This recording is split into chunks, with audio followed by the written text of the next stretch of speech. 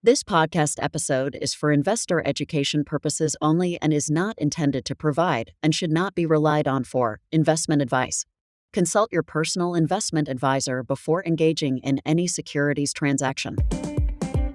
It's time to put a fork in 2023 and get ready for the new year. Have you done your due diligence? And the 4% rule is having a resurgence. We'll talk about it and a way to make the 10-year IRA distribution rule more palatable. All coming up.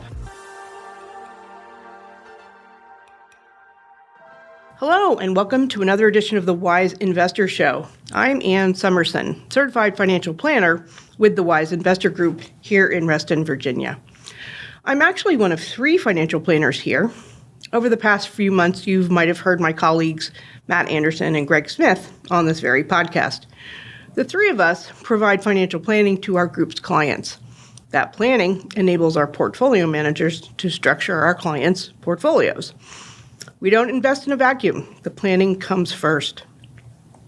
Now, our regular hosts, Chase Hinderstein and Simon Hamilton, generally focus on the intricacies of the markets and the economy, and Simon will be back next week. But today I'm going to change things up a bit. I'm going to offer some end-of-the-year financial planning ideas, as well as a look forward to what changes might be on the horizon next year and beyond. Then a little later, I'll revisit the 4% rule. That's the popular retirement withdrawal strategy that's having a bit of a renaissance today due to the overall increase in interest rates. And I'm going to mention a strategy that might make sense for some owners of larger IRAs who would like to maximize the new 10-year distribution rule that now applies to IRAs inherited by a non-spouse. But first, it's the end of another year. It's a good time to take stock of where you are, see if there's anything left to do before the end of the year. So first, here's an easy one. Make sure you've fully funded your retirement plan at work, your 401k, their savings plan if you work for the government, 403b. The maximum salary deferral amount this year is $22,500. If you're 50 or older, there's a catch-up provision. You can put in an additional $7,500 for a total of $30,000. Now, if you turn 50 at any time during the year, even if it's December 31st, you are eligible for that catch-up. The contribution limits for qualified plans are going up in 2024. The salary deferral for the 401k will go up $500 to $23,000. The catch-up provision is going to stay the same at $7,500. So people 50 or older will be at $30,500. Now, everyone with earned income can make a contribution to a traditional or a Roth IRA in addition to contributing to their work plan. You might not be able to deduct a traditional IRA contribution from your income. It's dependent on your adjusted gross income, but you can always make a non-deductible contribution. And a possible better choice is to make a Roth IRA contribution. Roth IRAs grow tax-free. They're not taxed upon distribution in retirement. They also don't have required minimum distributions in retirement, like traditional IRAs and work retirement plans. The catch is your income has to fall below certain adjusted gross income limits. For 2023, the income threshold for single individuals is $153,000. It'll rise to $161,000 in 2024. For married folks, your income must be below $228,000. In 24, it'll rise to $240,000. IRA contribution limits are $6,500 this year, with an additional $1,000 catch-up for those 50 or older. IRA contribution limits are going up $500 also in 24, so the limit will be $7,000, $8,000 for 50 or older folks. Now, your qualified plan contributions must be done in the calendar year. So we only have a couple of weeks left to do that. But IRA contributions can be made for the prior year up until your tax filing date. So you can make a contribution in 2024 for 2023 up until April 15th. Now, for those of you of required minimum distribution age, the retired folks out there, you want to make sure that you have taken your RMD by the end of the month. And remember that you can make qualified charitable distributions, or a QCD, directly from your IRA. The check will be made out to the charity, and the amount will not be counted as income. You can't deduct a QCD on your tax return, but fewer and fewer people itemize these days since the standard deduction was doubled a few years ago. QCDs are available to people who are 70 and a half and older. 70 and a half, you may remember, is the age at which RMDs used to start. Thanks to the Secure Act and its follow-up, the Secure Act 2, the RMD age is now 73 for individuals born between 1951 and 59, and it's now 75 for people born in 1960 or after. So you don't have to start your RMDs until later now, but you can start doing qualified charitable distributions at 70 and a half. The QCD counts towards your RMD, and in fact, you can exceed your RMD if you'd like. In 2023, you can transfer up to $100,000 via QCD. In 24, they are going to finally start indexing that amount, and you'll be able to transfer $105,000 in a QCD. Now, I just mentioned that few people itemize anymore. It's estimated that only about 10% do.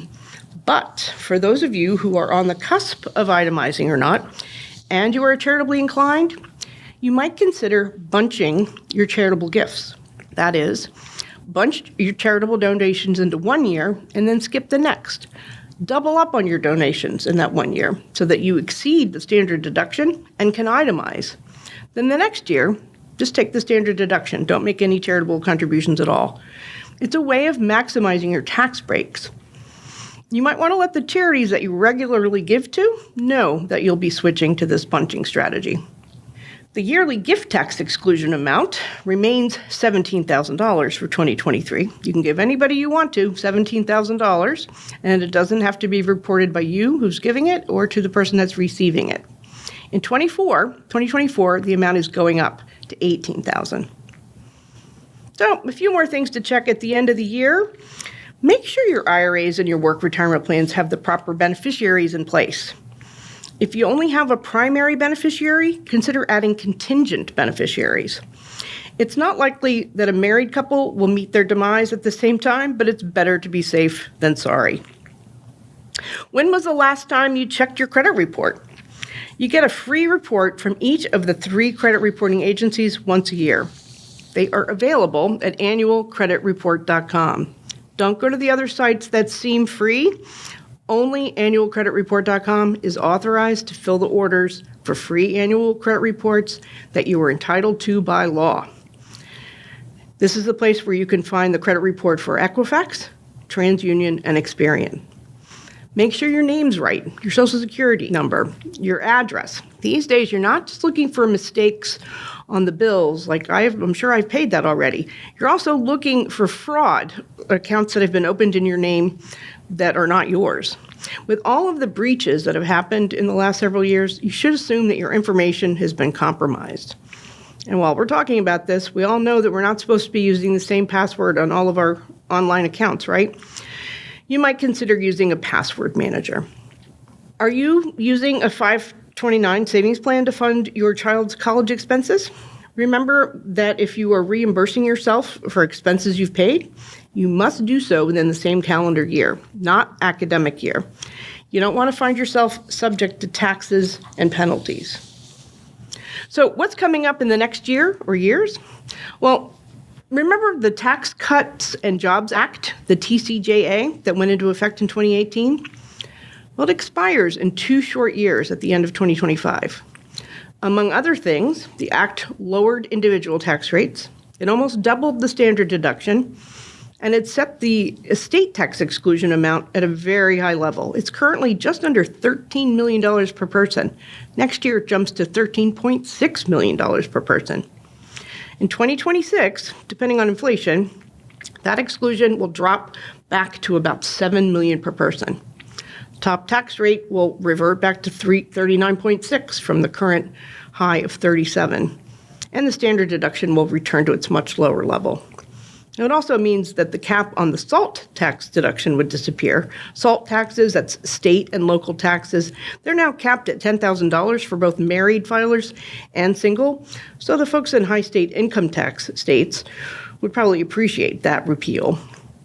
Now, Congress could very well act and keep things as they are, or keep some provisions and not others. Anything can happen, of course. But if nothing is done, everything expires. So it's best to be prepared. Forewarned is forearmed. When I come back, I'm going to switch gears and talk about the 4% rule and an IRA beneficiary strategy that some people might like to consider.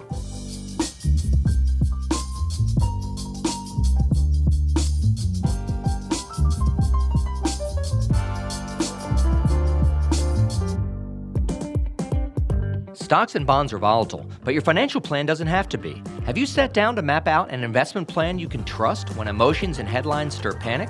I'm Simon Hamilton with the Wise Investor Show. Every week we discuss the latest financial trends and what investors need to know. To learn more about how to stay grounded and to become a better informed, wise investor, listen to the Wise Investor Show at raymondjames.com/The Wise Investor Group, or just find us on your favorite podcast app.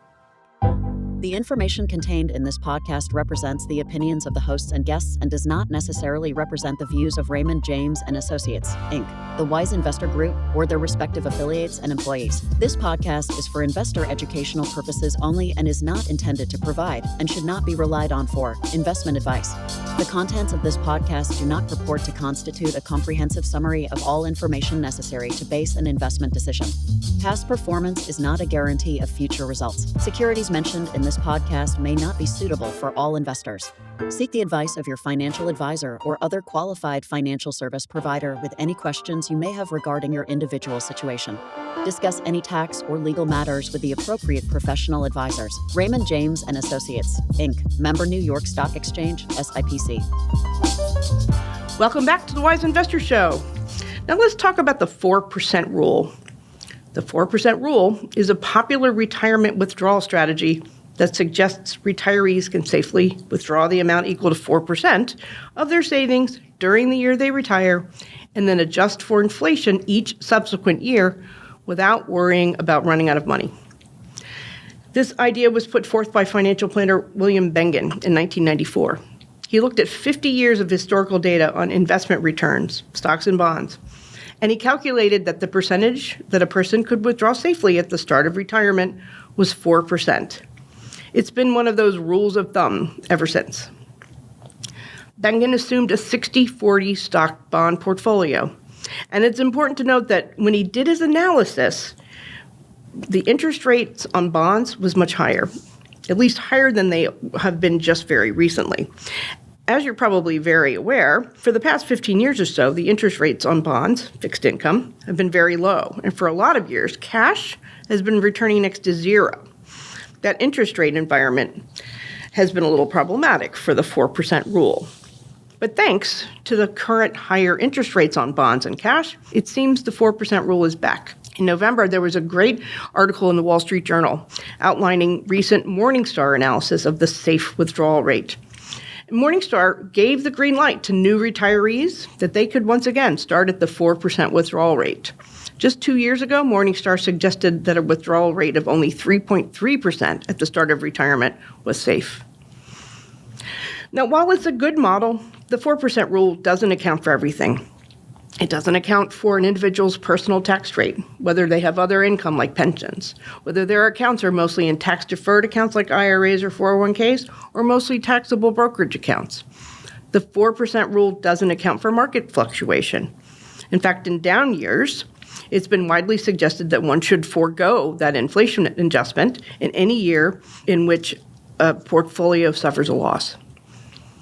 I once heard a saying that all of the models are wrong, but some of the models are useful, and I think that applies to the 4% rule.